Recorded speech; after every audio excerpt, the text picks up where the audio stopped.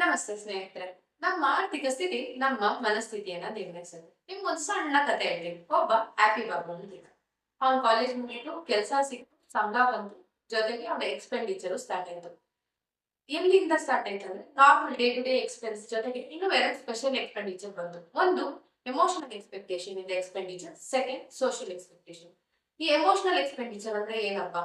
ನನಗೆ ಇಷ್ಟ ಬಂತು, ಒಂದ್ ಚಿಕ್ಕ ವಯಸ್ಸಿಂದ ಒಂದು ಬ್ರ್ಯಾಂಡ್ ಇಸ್ಕೊಬೇಕಂತ ಆಸೆ, ಸಂಬಳ ಬಂದಿದೆ ಇಸ್ಕೊಬೋದು.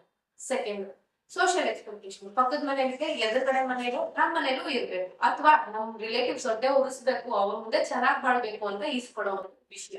ಈ ರೀತಿ ಮಾಡ್ತಾ ಅವ್ನ ಸಾಲ ಜಾಸ್ತಿ ಆಯ್ತು, ಕ್ರೆಡಿಟ್ ಕಾರ್ಡ್ ಲಿಮಿಟ್ ದಾಟ್ತು, EMI ಬಂತು. ಈ ಕತೆ ನಿಮ್ ಕತೆ ತರನು ಇದೆಯಾ? ನೀವು ಹ್ಯಾಪಿ ಬಾಬುವಿಂದ ಡಿಪ್ರೆಸ್ ಬಾಬು ಆಗ್ಬಿಟ್ಟಿದ್ದೀರಾ?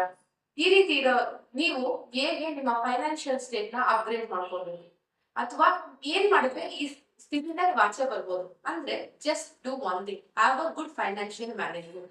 ಇನ್ನು ಹಲವಾರು ಫೈನಾನ್ಷಿಯಲ್ ಹೆಲ್ತ್ ಟಿಪ್ಸ್ಗೋಸ್ಕರ, ನಿಮ್ಮ ಸೈಕಾಲಜಿಕಲ್ ಟಿಪ್ಸ್ಗೋಸ್ಕರ ಫಾಲೋಸ್.